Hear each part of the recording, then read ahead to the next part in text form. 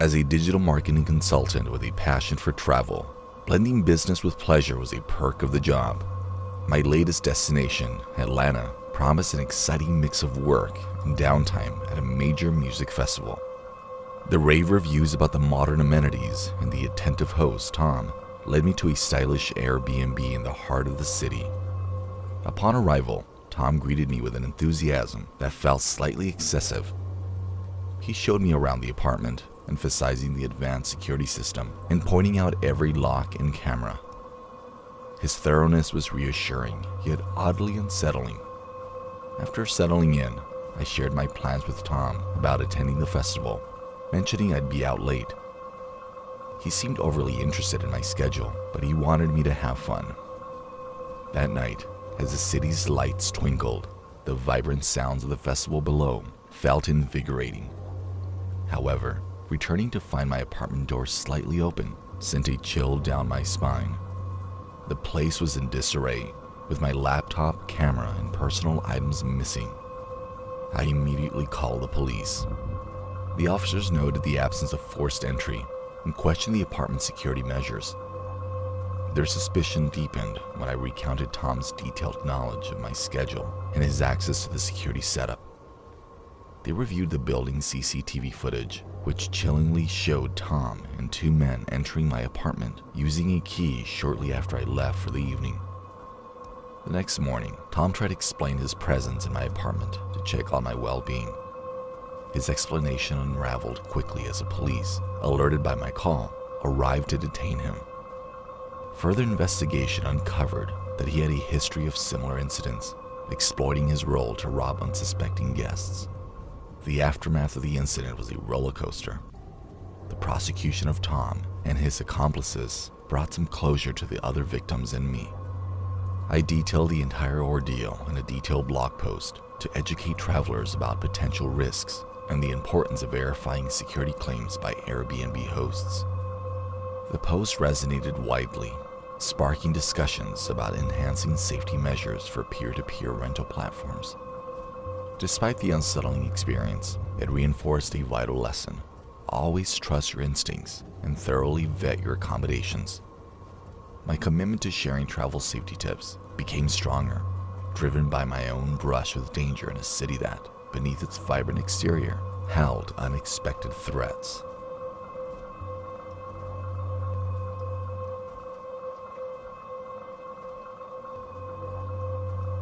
Last summer, I booked an Airbnb in downtown Portland for a weekend getaway. I was in town for a tech conference, and the apartment seemed perfect, modern, well located, and more personal than a hotel. The host's note was welcoming, mentioning that if I needed anything, the neighbor had a spare key, which I thought was thoughtful. The first night passed uneventfully, or so it seemed. I spent the next day at the conference and decided to explore the city in the evening.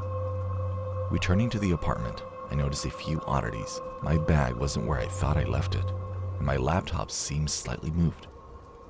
I chalked it up to my own forgetfulness. Cities always leave me a bit disoriented.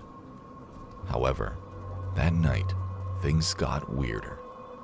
I woke suddenly, my heart racing, to the faint sound of the front door clicking shut. I checked immediately. It was locked and secure, but a chill lingered in the room. The window slightly open, which I was sure had been closed earlier. Trying to calm my nerves, I told myself it was just the wind. The real panic set in the following morning. My laptop was not only open, but also active, displaying a camera app. It showed recordings from the night, clips of me sleeping. I had never opened the application, let alone set it to record. My heart sank as I scrolled through the timestamps, revealing that someone had been controlling it intermittently over the past 2 nights. I approached the neighbor, asking outright if they had been in the apartment. The denial was swift, but their face dropped when I mentioned the recordings. They hesitantly confessed that the previous tenant had similar complaints, things moving, strange noises, feelings of being watched, but nothing was ever proven. Determined to catch whoever was tormenting me, I set up my phone to record after rigging the front door and windows with makeshift alarms.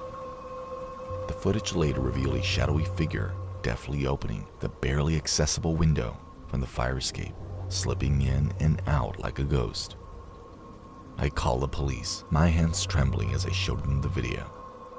They arrested the intruder that night, an obsessed former tenant who had somehow retained a way to bypass the lock.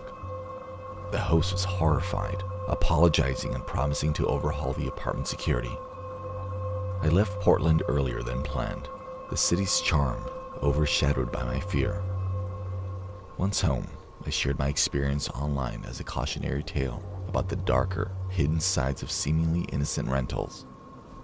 Now, whenever I travel, I double-check all windows and doors, and I never fully relax until I'm back in my own bed.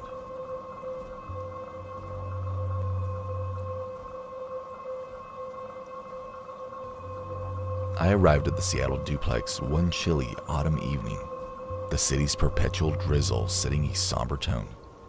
The Airbnb was more charming than the photos, a modern oasis amidst the urban sprawl. A note from the host welcomed me warmly, mentioning that another guest, Alex, occupied the adjoining unit, and we might occasionally share the kitchen. Alex introduced himself later that evening, friendly but with an intensity that put me slightly on edge. He talked at length about his fascination with historical crime stories, particularly those from this neighborhood. It was odd, but I chalked it up to quirky travel banter. That night, unsettling noises, footsteps above my room, and soft murmurs disturbed my sleep. I reminded myself that old buildings carry every sound. However, my unease grew when I found a stack of old newspapers under the bed the next morning, detailing a series of unsolved burglaries in the area years ago. Alex's stories from the night before echoed in my mind, a little too similar to the reports I skimmed. Over the next few days, Alex's behavior grew increasingly peculiar. He appeared in the kitchen at odd hours, once just past midnight, casually mentioning how easy it was to hide in plain sight in such a busy city. His words felt like thinly veiled threats. Fed up and feeling threatened, I confronted him about his invasive comments and bizarre references to old crimes. The confrontation escalated quickly. Alex's demeanor shifted from unsettling to menacing as he warned, "You should be careful about trusting seemingly nice strangers." Alarmed by his implication, I rushed back to my room and double-checked my Airbnb booking. To my horror, I realized the reservation was for the entire duplex. Alex wasn't supposed to be there at all. At that moment, I could feel the panic race through me. With no time to lose, I remembered that the layout of the duplex featured an emergency exit through the back kitchen. As Alex tried to force his way into my room, I ran as fast as I could to the kitchen, luckily sliding past him and bolting out of the door behind me. I dialed 911 as I ran down the street with my heart pounding. The police arrived swiftly and detained Alex, who was wanted in connection with the recent similar incidents in the city. It turned out he had been posing as an Airbnb guest on various properties, exploiting the trust of solo travelers.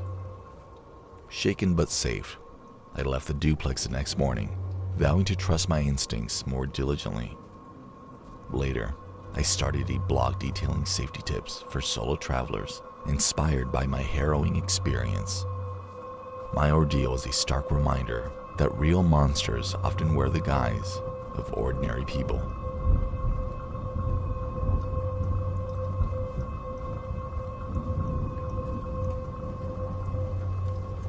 Chicago, with its architectural grandeur and vibrant festivals, seemed like a perfect fit for me as a travel blogger, drawn to cities bursting with life to create content for my blog. The Airbnb loft I booked boasted a central location and sleek design, promising an ideal base for my urban exploration. Upon arrival, David, the host, was overly attentive, his persistent presence slightly unnerving despite his outward charm. The unsettling feeling intensified when I woke up in the middle of the night to faint noises, like someone carefully closing the door. A cold draft seemed to sweep through the room, hinting that the door had indeed been ajar. The next morning, the sight of a freshly washed coffee cup, not mine, made my stomach churn. Something wasn't right. The unease turned to alarm when I found a hidden camera disguised as a bookend on the living room shelf. All indications pointed to David as the perpetrator of this violation of my privacy. When confronted over the phone, he admitted to the setup, claiming it was for my safety, a justification that felt more like an invasion. With the threat now clear, I didn't hesitate. I packed swiftly, my heart pounding with urgency to escape. As I zipped up my suitcase, the soft sound of footsteps approached my door. When David showed up, presumably to smooth things over, I insisted he leave, my voice firm despite the tremor I felt. To avoid further confrontation, I slipped out of the loft while he was momentarily distracted, making sure to capture a quick video on my phone as evidence of his uninvited presence. Once safe, I contacted the police. They took my report seriously, and it emerged that David had a history of complaints similar to mine. The swift action led to his arrest, ensuring no other guests would have to endure the same invasion of privacy. Back home, the reflection on my ordeal spurred me to action rather than retreat. I penned a detailed account of my experiences, framing it as a cautionary tale for other travelers. The blog post resonated widely, sparking a discussion about the importance of personal safety and the need for more rigorous standards in peer-to-peer rental platforms. My experience in Chicago, though harrowing, reinforced a vital lesson: the importance of vigilance and the power of community awareness and safeguarding against those who misuse the role as hosts. It was a stark reminder that the true essence of a place might lie beneath its polished surface, and as a traveler, it's essential to navigate with both openness and caution.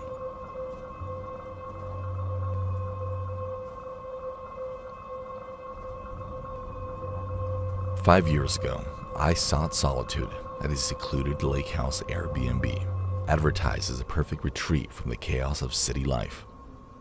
It was late October. The air was crisp, and the leaves were a fading tapestry of autumn.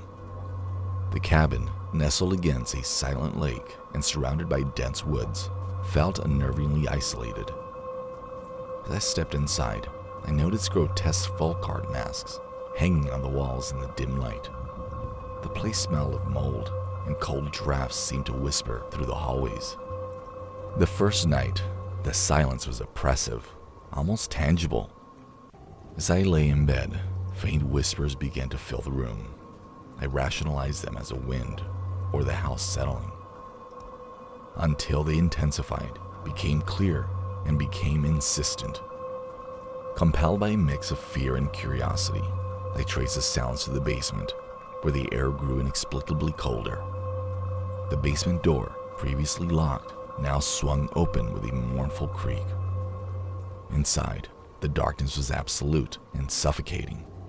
The whispers guided me to a small, concealed room that housed nothing but an old, dusty journal. A previous visitor wrote about hearing the same whispers and feeling watched by unseen eyes, and penned the entries in the journal. Their last entry was a frantic scrawl, ending mid-sentence with a smudge of ink. Suddenly, the power cut out.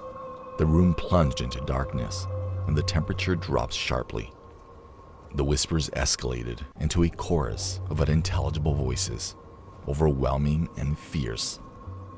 Panic set in. I stumbled back to the main floor, the voices echoing in my ears. I didn't stop for my things. I didn't look back. As I drove through the night, the lake house disappeared into the rearview mirror, a lingering nightmare in the waking world. I reported the incident to the Airbnb host, who dismissed my story with unsettling nonchalance, suggesting the house's old charms weren't for everyone. Days later, I received an email from the host, an invitation that chilled me to my core. "We look forward to welcoming you back anytime." Their words echoed in my mind, a sinister invitation to a nightmare I had barely escaped. The only response I had was silence. Some doors, once shut, must remain closed forever.